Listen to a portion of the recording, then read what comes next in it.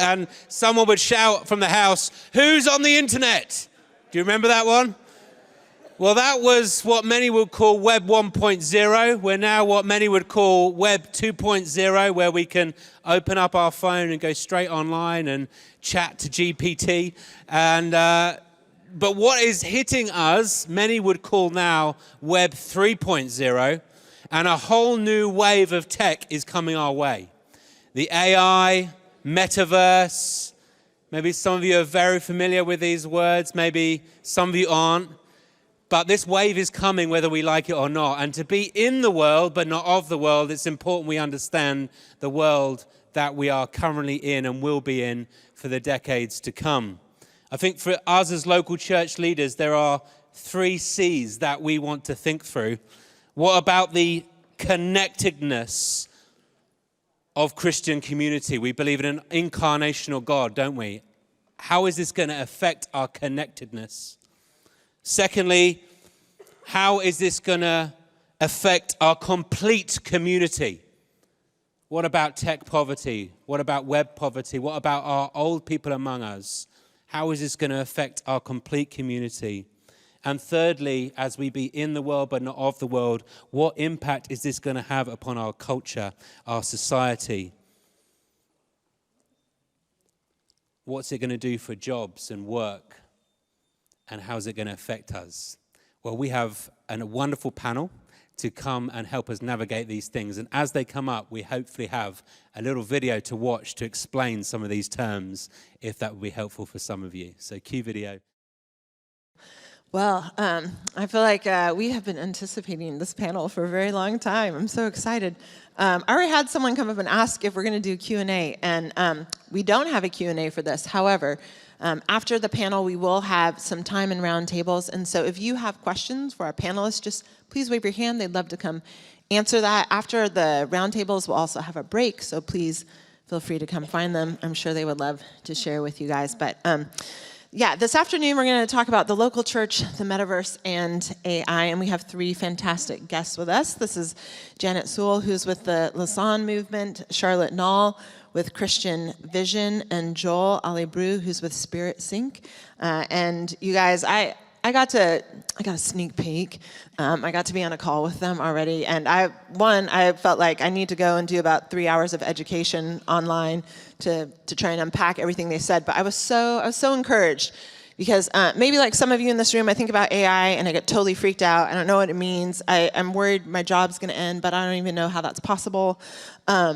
And so I just think there's so much that we hear, and I just feel like these guys will really bring a lot of encouragement to you. I think they will bring a lot of clarity to the conversation that is out there, and I think you're in for a real treat. So I'm going to start with you first, Janet. You recently actually did your dissertation in missiology, theology, and virtual reality, which I think, yes, ask her about that. So my question to you as we start off is, as we think about the possibilities of virtual reality and doing mission and church in a virtual world, is that even appropriate? Like, do we have permission, in a sense, theologically, to explore the virtual world? Yes, well, thank you so much for having us. Absolutely, I think we do have permission theologically in that sense to do ministry in virtual reality. And for the past 2 days, we've been talking about being in the world but not of the world. And virtual reality is a new world. It's a new medium through which we can communicate the gospel. And I think theologically it will depend on the type of work that we can do within virtual reality. So if we're just going in there with the purpose of doing evangelism and just going in there and meeting people, as I was doing my dissertation, I said, like, well, let me at least try this virtual reality that I am researching. And I went in there and I met some young people from India who were just in there to practice their English. They just wanted to meet other English speakers and just talk. And I'm like, well, that's an amazing opportunity for the gospel right there. And so for me, it will depend if you're just doing discipleship or evangelism, or if you're planting a church. when you're planting a church, I think that's when we start being tripped up a little bit about theology, and depending on your theology specifically around the sacraments.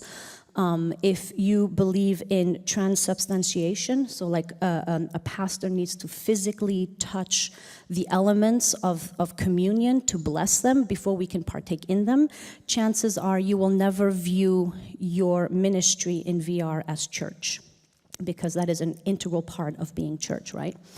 On the other hand, if you view communion and the sacraments more as a symbol of, in remembrance of what Christ has done for us on the cross, then yes, we can bless them from a distance, and then people can partake in communion from a distance.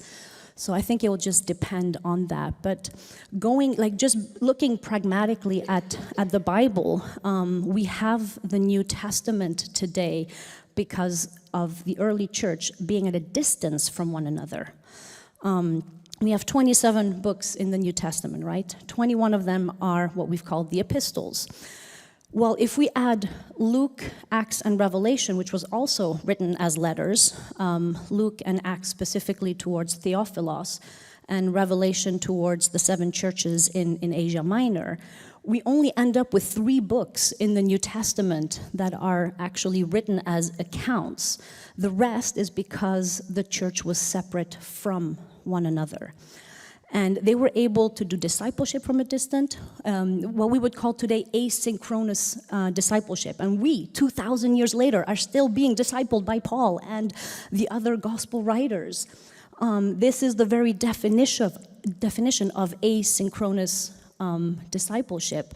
And so if we start looking at the New Testament writers and realizing that they were using the medium of their day to reach the church, to teach, to disciple, why can't we use this new medium of the day called virtual reality to do the same? Yeah, oh, it's fantastic. I think a lot of people in this room probably have this question, because I think when we think about virtual reality, the online world, we often ask ourselves, but can I really build authentic relationships with people in that space? So what does it look like to have an authentic relationship with an avatar online? So for those that don't know, an avatar is a digital representation of yourself that you have created to be able to enter into virtual reality. So you can go in as a likeness of yourself as much as humanly possible, or digitally possible, I should say. Or you can go in as a dragon. You can go in as Rafiki from Lion King. You can go in as anything you choose. However, when you're interacting with an avatar, you are interacting with a human being in flesh and blood on the other side.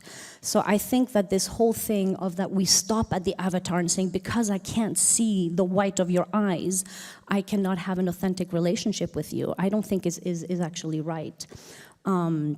Some of the pastors that are in virtual reality and planting these churches are saying that as we're encountering people, this avatar is providing anonymity.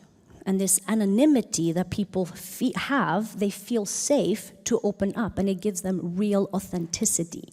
So people will meander on into church, and start opening up in a way that they wouldn't in a face-to-face relationship. So they'll say, you know, my mother just got diagnosed with cancer. Can you please pray for me? Or I struggle with pornography. I struggle with drugs.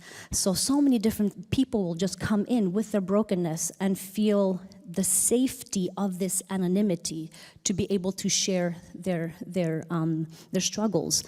And as such, we're able to pray for them, we're able to speak to them, we're able to minister to them in a way that we wouldn't necessarily be able to in real life. Yeah, I think, to me, that ties back to what you said on your previous point. Paul had authentic relationships with people in the church that he never actually knew nor met. Yeah. Romans is a good example of that. He never been to the church of Rome when he wrote to Romans. Yeah, that's great. I think that, again, I think a lot of people probably have this question. as well, but is there a way, do you think, to have a hybrid church model where the traditional church and VR blend together? So I think it's very important to say that we're not and we should not walk away from physical church. I think if COVID showed us anything is that we need to be in community. So when we're talking about virtual reality churches and ministry, it is not to walk away from physical churches, not to replace them in any way, shape, or form, but more rather start maybe a campus that's on virtual reality. So one of my favorite stories as I was doing my research is this 11-year-old child, preteen, is playing Roblox. This is a virtual reality game, and started making friends in this game. I said, well, I'm a Christian. I want to share my Christian faith with them, and ended up planting a church. 7 years later, he had 15,000 young people in church from 50 different nations. Today, I've seen numbers of 17,000 and 50,000 today. So the young people today desire Christ. They're just not necessarily interested in our church models. So can we go there and start church ministries, start hybrid churches where we can offer a hybrid service? And who knows, maybe in 20, 30 years, technology will be so with augmented reality where we'll be able to join a fully hybrid church with some goggles and some not. Only time will tell. But yeah, I think we should not close down on VR because we don't understand it, but rather maybe even enable our young people and just say, hey, I know that you enjoy gaming, I know you're enjoying, virtual reality. How about starting a youth group within VR, and I will help you, and come alongside them and see what the Lord does with it, and possibly start then a virtual reality campus online. I was going to say, or even use it as a place to train them how to talk about Jesus in just really natural ways with people. The anonymity works for us too, because we can go in, ask all our questions, train, learn about evangelism, and then come out again. Awesome.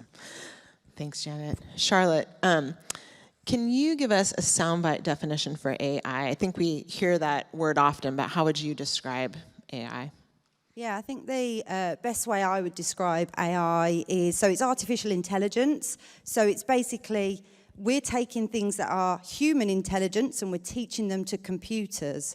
And so therefore the computer learns that information and starts to be able to do some of the things that we as humans could do. So obviously I know that's a bit scary for some people and there's some ethical considerations around that. But we as the church have really got an opportunity to take this and use it for good. We've seen probably many of our family members who have gone through health issues, who have actually, some of the modern day techniques have been developed through some of AI tools and these further futuristic tools that we don't understand, but we know they can do good. It's just like anything in the hands of the wrong person. Of course, it can go the wrong way, but we as the church need to really harness that and do good stuff with it, really. That's great. Charlotte, I know in your work with Christian Vision, you guys have been working alongside a lot of churches, helping them to use AI to engage their communities more effectively and to share Christ with people. So if you are a church leader or wanting to equip church members, what does that actually look like in practice? Yeah, that's a great question. So yeah, something we're trying to really harness at the moment is how can we really get churches to step into the online space with confidence, because it's a real great opportunity. And there's so many things like ChatGPT. I mean, I'm not encouraging you to do this, but obviously you could write a sermon on there. You can also write your captions for social media. I mean, with the advancements with how it can create images as well, there's opportunities to say, hey, I need a picture on this, and you can use that on your social media, in your sermons, in all sorts of different things. And it actually also speeds up the ability to do so. We've got opportunities like Roblox and things like that, where people have created worlds for young people to go into and actually explore the gospel. So there's a lot of opportunities that we can take and harness to move where people are gathering. Another one that CV is currently releasing is something called the Undark, and that's for people who really are quite far into like this Web3 understanding, and it's all about a Discord community, decentralized community, where they're exchanging what are called non-fungible tokens, NFTs. They're like digital images that are worth different amounts.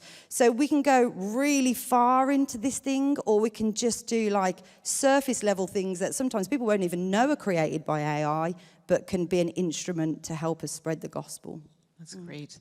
I know when we chatted before Ekklesia, you said the online space is the modern day marketplace. And I would actually love for you just to unpack, what does that mean, that the online space is the modern day marketplace? Yeah, and so many of you know that, high streets are dying, and all these kind of places where people traditionally gathered aren't as popular anymore. Yet people are online over 6 hours a day. So they might not be in a physical location, but they're on Facebook, they're on Instagram, they're on TikTok. And actually also, if we're posting content in those places, people are finding it a week later, a month later, a year later. So we have an opportunity to be really present and offer the gospel to people in ways that we never even realized before. And one of my things that rattles me a little bit is when you see, and this is said in a very polite way, lots of lovely church social medias that are like, here's what we did on Sunday, here's what we're going to do this Sunday. And that's all lovely. But actually, if I'm somebody who's just gone through a divorce and I'm checking out your church social media, it's not really what I want to see. I want to see messages of hope. I want to see stories of people being transformed. And it hasn't necessarily even got to be anything super polished. A lot of influencers start with literally just pulling the phone out of their pocket, recording, somebody's story in their church, 60 seconds, posting that on the social media feed. So there's lots of simple things we can do, and that's the sort of stuff we're training people and showing churches how to do at CV. And just one slight caveat, everything we do is free. So if anyone does want to sign up for that, it's not you have to pay or anything like that. But we really want to show churches, how can you use podcasts? How can you use AI? How can you use social media? Let's reach these people in really great, innovative ways that don't cost the world either. Yeah, I think it's you can accelerate so much, I think, of what you want to do. I work with student ministry, and, when we were in the lockdown, we're like, we have to do everything online now because campuses are closed, and, we're not very technologically savvy. And so it was really hard, but I think all of a sudden you get to this understanding of, wait a minute, there are places you can't actually even get to on university campuses that through Instagram you can engage with students that you may not have access to because you just can't go meet them in their space. And so, I think there's such a way to...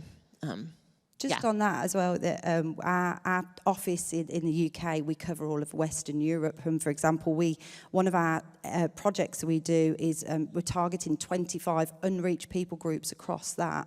Now, in our office, we can't speak most of those languages. They're languages I can't even pronounce. But AI has given us the ability to transform every piece of content into each of those mother tongues, put it out to those people that we wouldn't see otherwise, and reach them, and it's amazing. Yeah, that's great. So just practically, what are some practical steps that a church leader here could do today? So someone out here listening, what could they do today? I think the first thing is just have a go, embrace it, see this as a potential place that we can reach people like we never have done before. I mean, some of you've all got Easter coming up. What opportunities using AI and the online space have you got to reach people in your community, to invite them to your church service? We still do leaflet drops, and they're still valid methods. All the evangelistic methods are still valid, but this is just almost another tool to add to your bow to help you reach people. So check out things like ChatGPT. We've created some custom GPTs, they're called, where we build out what's called a little prompt, and we're looking at things like how can churches in their local area know who their actual audience are, and we're trying to build out maybe some prompts around that, so you guys would be able to go in and just answer a couple of questions, and it gives you those answers in seconds. So where for some of you guys, you'll be spending hours maybe potentially writing captions or marketing campaigns and things like that, you can embrace this online space and AI to speed up productivity. You still need to give it a read through because AI is not quite perfect and also has local nuances. But definitely just check it out and embrace it is my advice. That's great. Joel, you recently set up Spirit Sync, which is seeking to help churches and church leaders streamline operations, thank you, using AI technology. When you think about AI, how can AI support pastoral care and personal and spiritual growth in the local church? Thanks. I've been quiet for too long, so thanks, Nicole.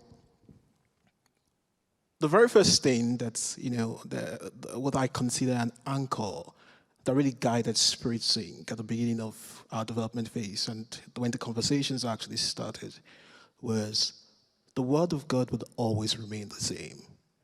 The tools that we need to use to disseminate that Word of God has to change from generation to generation. And I really loved it last night when Tom was talking about the impact the printing press had on the gospel and on the spread of the gospel. And it's pretty much the same with, what Spirit Sync is doing and what a lot of other wonderful people and wonderful organizations like Christian Vision is really doing with AI. And from our perspective, some of the things that we've done, and one of the most impactful things that we do at Spirit Sync is basically creating AI models that can really, look at what exactly is going on within the church and really guide the pastor of the church, of that particular local church, to really see what exactly are the pain points within that church. What are people thinking about? What are the things that are not being said directly? What are the things that are going through the minds of people that they are communicating in different ways that are not necessarily a very direct, straightforward conversation? And it's been very good. Another key thing that we've really seen and has been very useful, especially when we speak to different pastors, and everyone's like, whoa, it's basically creating this help that really guides people in accordance to the local church theology. I thought that was amazing because one of the key things that I learned when I was speaking to a pastor from the US, from the States, a couple of weeks ago, and it was breaking it down into how, as the job of a pastor really is to nurture and to guide and to help people along their journey of spiritual growth. And he could break it down into two different parts. And he called it, the moral barriers and then the mental barriers. And what tools like AI does, or what people like Spirit Sync and a couple of other AI, Christian-focused or gospel-focused AI development countries do, would be to really try to help the pastors take away those very simple mental barriers, so that pastors can then focus a lot more on really helping their members grow in the knowledge of Christ by focusing a lot more on the moral barriers. And so I think it's very interesting, the kind of capabilities that AI actually presents to the world, and very specifically to the church in terms of the spread of the gospel. I think it's really amazing. That's great. I know there are many AI tools out there for pastors and church leaders to use. And when we were speaking before Ekklesia, one of the things you said is that those tools are here to stay. So what tools can a church leader use? Yeah, they're going to stay. And I really loved the example you gave where, you talked about auto-translation, right? And I think that's one of the things that's really come up a lot, where people are saying, well, you know what, we want to be able to reach the same gospel to different people in different languages at the fastest possible time. I was having a chat with a lady here called Emma just yesterday evening, and we're talking about, what we could potentially, we're just talking about AI and the capabilities it does. And just right there, I say, let's give it a shot. Let's assume you were working as a church administrator. And she said, yeah, sure, a poster for Easter.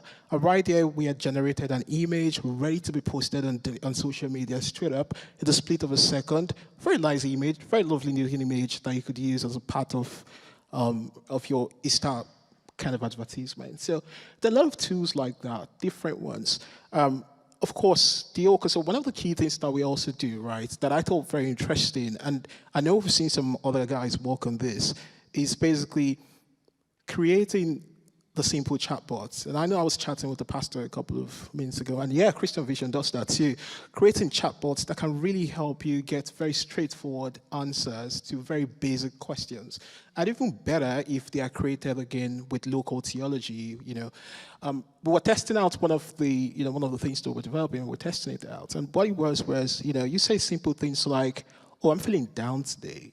And then what does that do? We could create AI models that basically reads through all of the sermons the church has actually made in the past, over the last 10 years, and then say, hey, Joel, the joy of the Lord is your strength. Remember Pastor Dan's sermon from 2001? Do you want to take a look at that? Do you want us to schedule a meeting with Pastor Dan? Or, just that kind of automation that has been very powerful that, we've seen multiple times.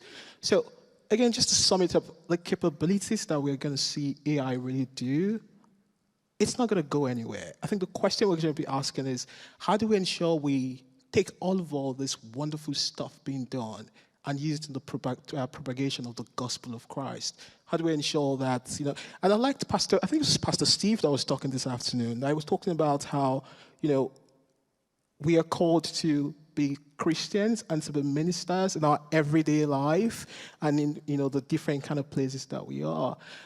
How do we ensure that, we take all these tools that are available to us while living everyday life and turn that into a ministry for the propagation of the gospel of Christ? Amen. Okay, final question to you, Joel.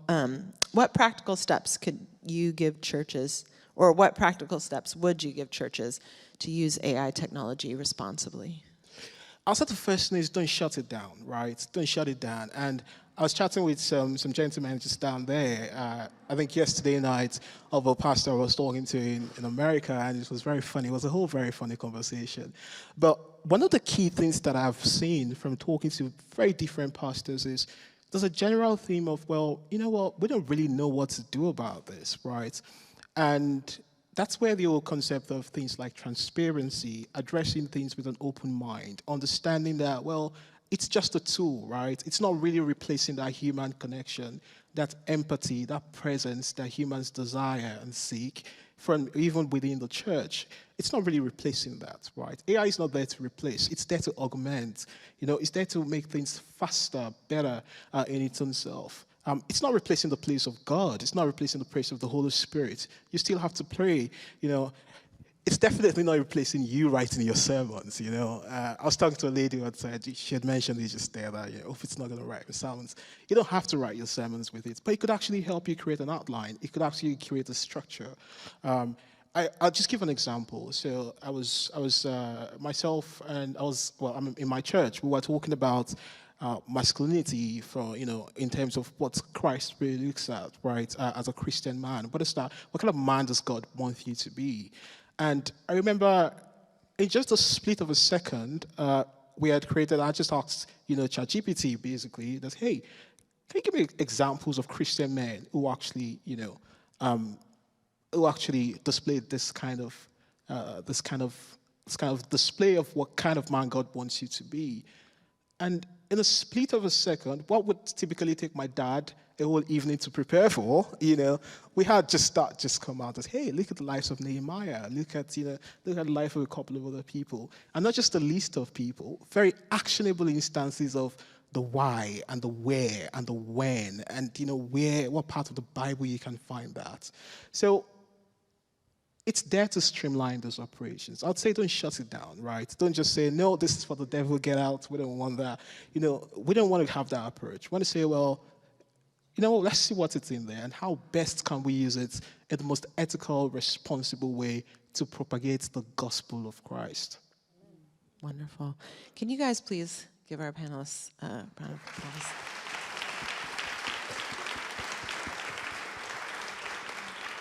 Okay, so at your round tables, the questions could be coming up on the screen. We just have two we thought you guys could chat about. So the first is, as a church or ministry leader, what are your fears, challenges, and hopes about the possibilities of technology and AI? Yep.